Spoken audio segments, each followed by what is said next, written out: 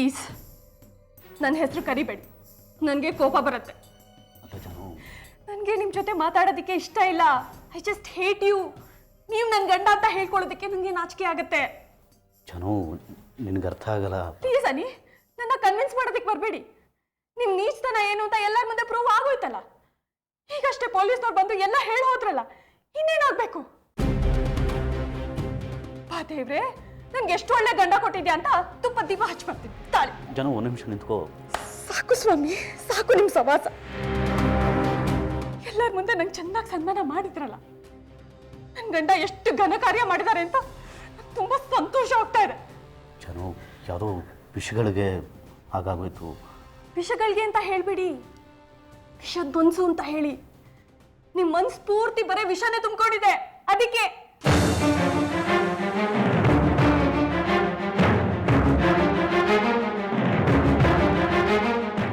ಒಂದು ಹೆಂಡಿನ ಮೇಲೆ ಈ ಮಟ್ಟಕ್ಕೆ ದ್ವೇಷ ಸಾಧದ. ಅದಕ್ಕೋಸ್ಕರ ಸ್ವತಃ ನಿಮ್ಮ ಅಣ್ಣಂಗೆ ಕೈಕಾಲು ಮುರಿಸಿ ಕೂರಿಸ್ತೀರಾ ನೀವು ಅಲ್ವಾ? ಈಗೇನಾಯ್ತು? ನೀವು ಕೈಕಾಲು ಮುರ್ಕೊಂಡು ಕೂತಿದ್ದೀರಾ. ಇದು ಬೇಕಿತ್ತ ನಿಮ್ಗೆ? ಸಾರಿ. ಬೇಕಾಗಿಲ್ಲ ನಿಮ್ ಸಾರಿ. ನೀವು ಸಾರಿ ಅಂದ್ಬಿಟ್ರೆ ನೀವು ಮಾಡಿರೋ ತಪ್ಪೆಲ್ಲ ಮುಚ್ಚೋಗ್ಬಿಡತ್ತಾ ಅಥವಾ ನಿಮ್ ನೀಚತನ ಮುಚ್ಚೋಗತ್ತಾ? ಅಕ್ಕ ಬಾವನ್ ಮಧ್ಯೆ ಡಿಫರೆನ್ಸ್ ಕ್ರಿಯೇಟ್ ಮಾಡಿ ಏನ್ ಸಾಧಿಸ್ತಿದ್ದೀರಾ ನೀವು? ಹೋಗ್ಲಿ, ನೀವಾದ್ರೂ ನಿಮ್ ಹೆಂಡತಿ ಜೊತೆ ಸುಖವಾಗಿದ್ದೀರಾ? ಅದು ಇಲ್ಲ. ಸಾಕ್ಷಿ ವಿಚಾರದಲ್ಲಿ ನಾನು ನಿಮ್ಮನ್ನ ಕ್ಷಮಿಸಿ ಮತ್ತೆ ಒಪ್ಕೊಂಡಿದ್ದೀನಿ ಅನ್ನೋದನ್ನ ಮರಿಬೇಡಿ.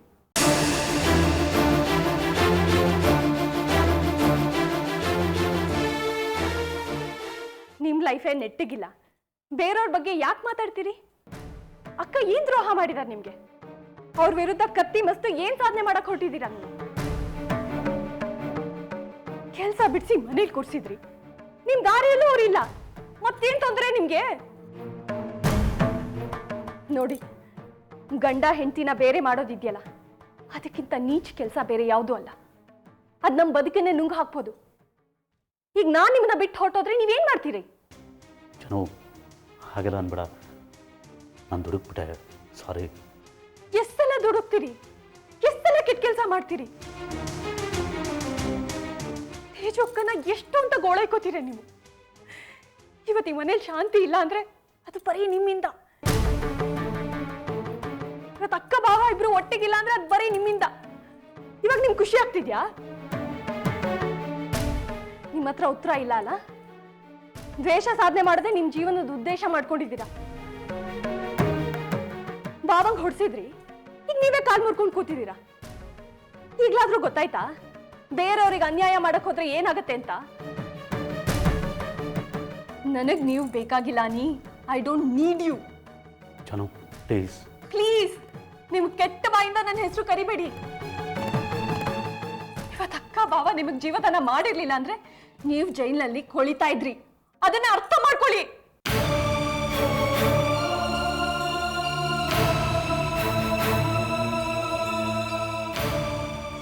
ಎಲ್ಲರ ಮುಂದೆ ನಾನು ತಲೆ ತಗ್ಸೋಗ್ ಮಾಡ್ಬಿಟ್ರಿ. ಈ ವಿಚಾರ ಅಪ್ಪ ಅಮ್ಮಂಗ್ ಗೊತ್ತಾದ್ರೆ ಮರ್ಯಾದೆ ಏನಾಗುತ್ತೆ ಗೊತ್ತಾ? ಹೋಗ್ಲಿ, ಜನ ನನಗ್ ಮರ್ಯಾದೆ ಕೊಡ್ತಾರ? ಯಾಕೆ ಅರ್ಥ ಆಗಲ್ಲ ನೀ ನಿಮ್ಗೆ? ನಾನು ನಿಮ್ ಹೆಂಡತಿ ಆಗಿರ್ಬೋದು ನಿಜ, ಆದ್ರೆ ನೀವು ಮಾಡೋ ಪಾಪದಲ್ಲಿ ನಾನ್ ಪಾಲ್ ತಗೋತೀನಿ ಅಂತ ನೀವು ಅನ್ಕೊಂಡಿದ್ರೆ ವೆರಿ ಸಾರಿ.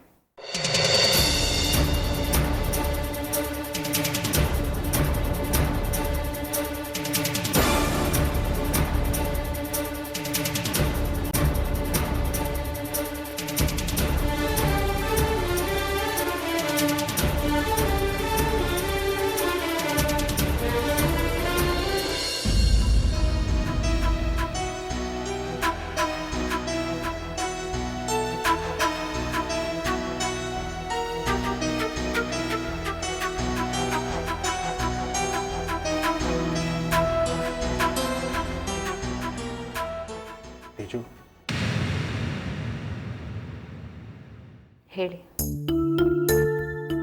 ನಿನ್ನ ಜೊತೆ ಮಾತಾಡೋದಕ್ಕೆ ನಂಗೆ ಮುಖ ಇಲ್ಲ ತೇಜು. ಹೇಗೆ ಮಾತಾಡ್ಬೇಕಂತಾನೆ ತೋಚ್ತಾ ಇಲ್ಲ. ನಾನು ಶುದ್ಧ ಮುಟ್ಟಾಳ ಆಗ್ಬಿಟ್ಟೆ ತೇಜು, ಬುದ್ಧಿಗೇಡಿ ಆಗ್ಬಿಟ್ಟೆ. ನನ್ನನ್ನು ಕ್ಷಮಿಸು ಅಂತ ಕೇಳೋ ಅರ್ಹತೆನೇ ಕಳ್ಕೊಂಡ್ಬಿಟ್ಟಿದ್ದೀನಿ. ಆದರೆ ಕೇಳದೆ ಹೋದರೆ ಬದುಕಿರೋ ಅರ್ಹತೆನೂ ಕಳ್ಕೊಂಡ್ಬಿಡ್ತೀನಿ. ಅದಕ್ಕೆ ಕೇಳ್ತಾ ಇದ್ದೀನಿ, ಪ್ಲೀಸ್ ದಯವಿಟ್ಟು ನನ್ನನ್ನು ಕ್ಷಮಿಸ್ತೀಯಾ?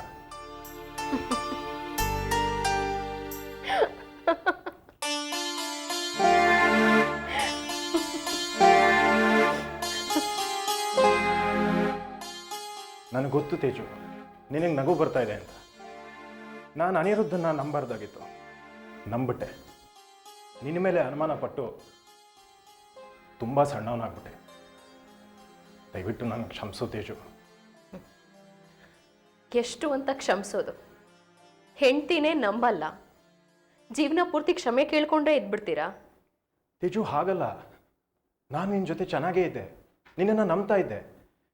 ಆದರೆ ಅನಿರುದ್ಧ ನನ್ನನ್ನು ನಿನ್ನ ವಿರುದ್ಧ ಎತ್ಕಟ್ತಾ ಇದ್ದ. ಅವನು ಹೇಳೋ ಮಾತುಗಳನ್ನ, ಕೊಡೋ ಸಾಕ್ಷಿಗಳನ್ನ ಹಿಂದೆ ಮುಂದೆ ನೋಡದೆ ನಂಬಿಡ್ತಾ ಇದ್ದೆ. ಇವತ್ತಿನ ಈ ಪರಿಸ್ಥಿತಿಗೆ ನಾನೇ ಕಾರಣ Teju. I am very sorry. ಬೇಡ, ಬಿಟ್ಬಿಡಿ. ತೇಜು, ನನಗೆ ಗೊತ್ತು ನಿನ್ನ ಮನಸ್ಸಿಗೆ ತುಂಬ ನೋವಾಗಿದೆ ಅಂತ. ಪ್ರಧಾನ ವಿಚಾರವಾಗಿ ವಿನಾಕಾರಣ ನಿನ್ನ ಮೇಲೆ ಸಂಶಯ ಪಟ್ಟೆ. ಶುದ್ಧ ದಡ್ಡನ್ ಥರ ಬಿಹೇವ್ ಮಾಡಿದೆ. ಪ್ರತಿ ಕ್ಷಣನೂ ಫೂಲ್ ಆಗ್ತಾ ಇದೆ. ಆದರೆ ಇದನ್ನೆಲ್ಲ ಅನಿನೇ ಮಾಡಿಸ್ಯಾನೆ ಅಂತ ನಂಗೆ ಗೊತ್ತಿರಲಿಲ್ಲ ತೇಜು.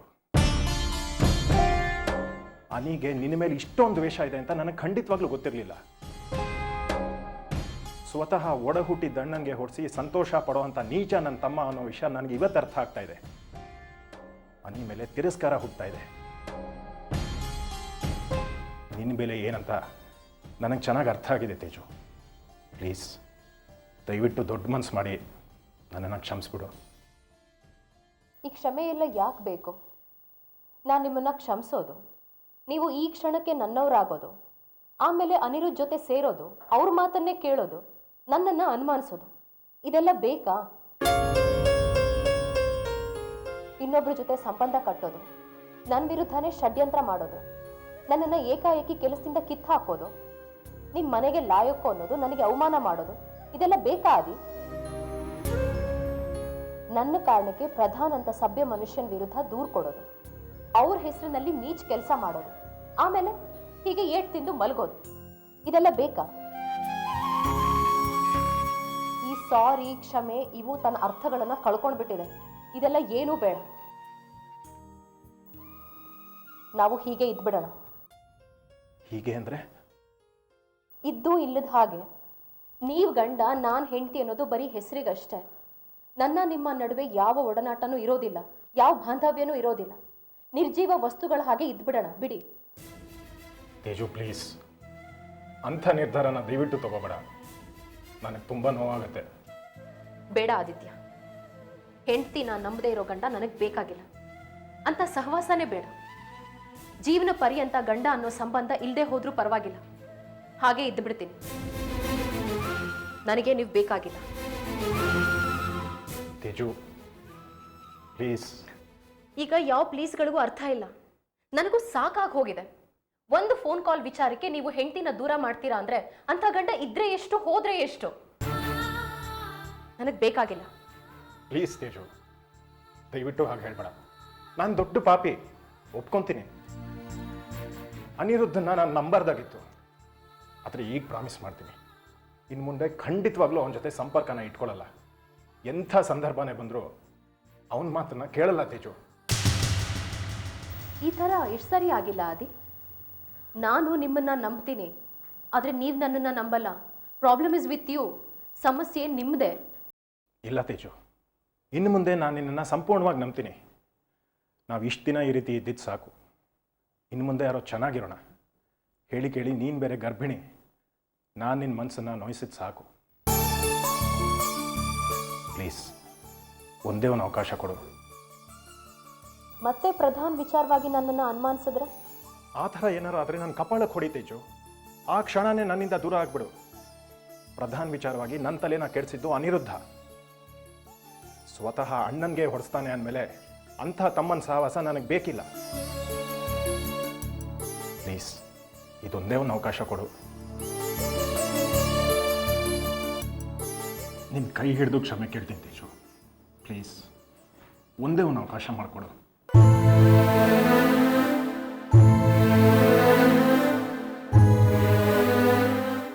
ಆಯಿತು, ಇದನ್ನು ಕಡೆ ಅವಕಾಶ ಅಂದ್ಕೊಳ್ಳೋಣ.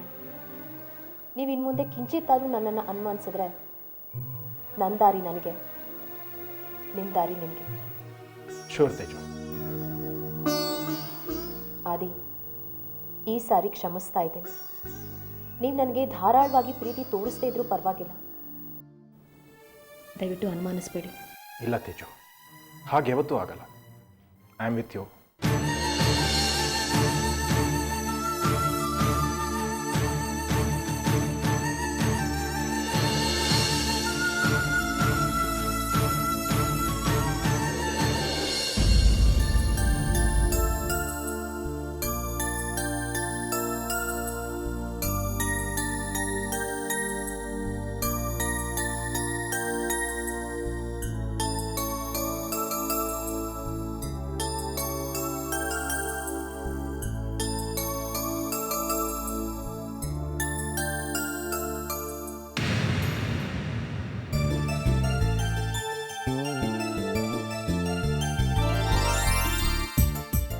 ಆದಿ ತೇಜು ಕಾಫಿ ತಗೊಬನ್ರಪ್ಪ. ನಮ್ದಾಯ್ತು ಮಾವ. Very good.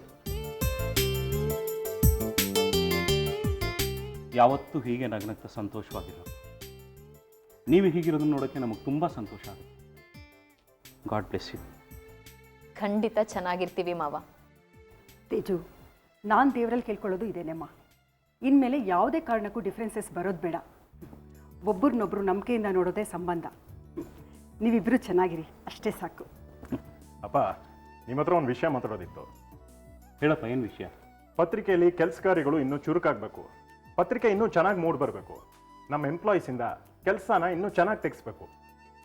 ಇದೆಲ್ಲ ಆಗಬೇಕಂದ್ರೆ ಎಂಪ್ಲಾಯೀಸ್ನ ಕಾನ್ಫಿಡೆನ್ಸಲ್ಲಿ ತೊಗೊಂಡು ಅವರಿಂದ ಕೆಲಸನ ಚೆನ್ನಾಗಿ ತೆಗೆಸೋ ಅಂತ ಒಬ್ಬ ಒಳ್ಳೆ ಹ್ಯಾಂಡ್ ಬೇಕಪ್ಪ.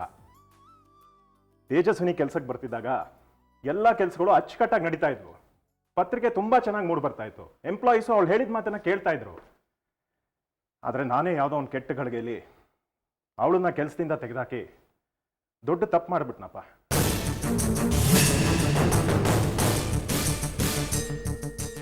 ನಾನು ಅವತ್ತೇ ನೀನು ಹೇಳಿದೆ ತೇಜುನ ಕೆಲಸದಿಂದ ತೆಗಿಬಾರ್ದಾಗಿತ್ತು ಅಂತ.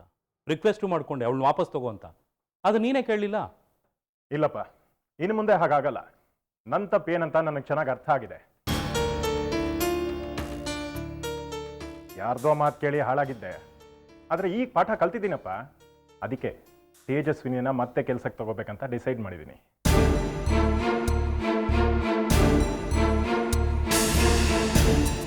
Very good. ತಡ ಆದರೂ ಒಳ್ಳೆ ನಿರ್ಧಾರನೇ ತಗೊಂಡಿದ್ಯಾ.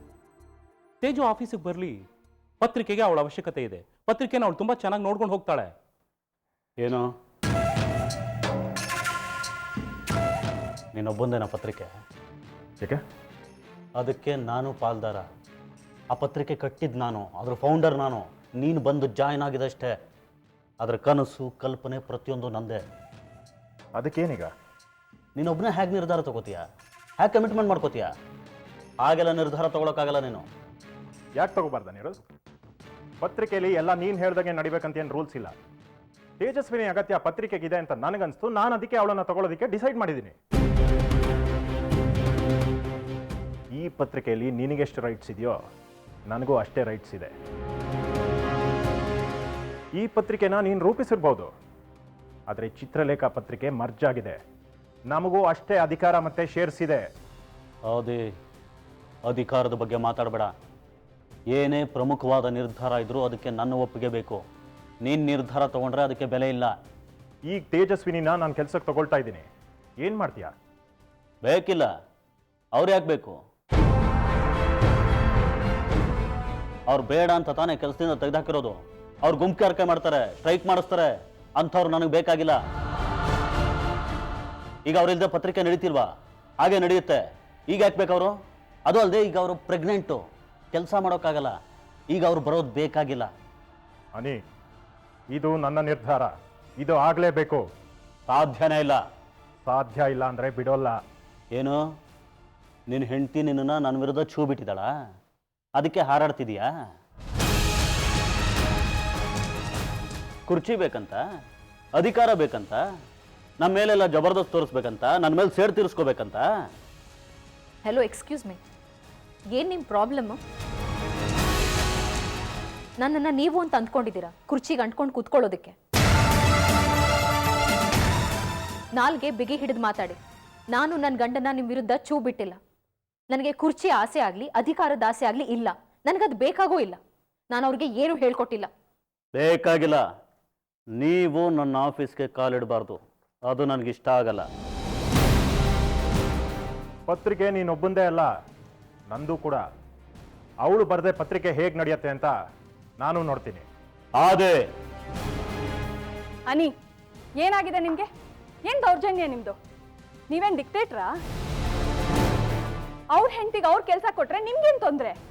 ಜಾಹ್ನವಿ, ಸ್ವಲ್ಪ ಸುಮ್ಮನೆ ಇರಿ. ನಾಚಿಕೆ ಆಗೋದಿಲ್ವಾ ನಿಮಗೆ? ಹೇಗೆ ತಲೆ ಎತ್ಕೊಂಡು ತಿರ್ಗಾಡ್ತಾ ಇದ್ದೀರಾ? ನೆನ್ನೆ ಅಷ್ಟೇ ನೀವು ಮಾಡಿರೋ ಕೆಟ್ಟ ಕೆಲಸ ಎಲ್ಲ ಬಯಲಾಗಿದೆಯಲ್ಲ, ಮತ್ತು ಕಚ್ಚಾಡಕ್ಕೆ ಬರ್ತೀರಾ? ಜಾನು, ಮಾತಾಡಬೇಡಿ. ನಿಮ್ಮಲ್ಲೇ ಇಷ್ಟೊಂದು ಹುಳುಕುಗಳನ್ನು ಇಟ್ಕೊಂಡು ಬೇರೆಯವ್ರ ಮೇಲೆ ಹೇಗೆ ಅಧಿಕಾರ ಚಲಾಯಿಸ್ತೀರಾ? ಪತ್ರಿಕೆ ಏನು ನಿಮ್ಮೊಬ್ಬರು ಆಸ್ತಿನಾ? ಏನು ದೌರ್ಜನ್ಯ ನಿಮ್ಮದು? ಮೊದಲು ಕಾಲ್ ಸರಿ ಮಾಡ್ಕೊಳ್ಳಿ. ಸುಮ್ಮನೆ ನಾನಾ ಚೇಷ್ಟೆಗಳನ್ನು ತೋರಿಸ್ಬೇಡಿ. ಅಪ್ಪ, ನಾನು ತೇಜಸ್ವಿನಿನ ಕೆಲಸಕ್ಕೆ ತಗೊಳ್ತಾ ಇದ್ದೀನಿ. ಇದೇ ಫೈನಲ್.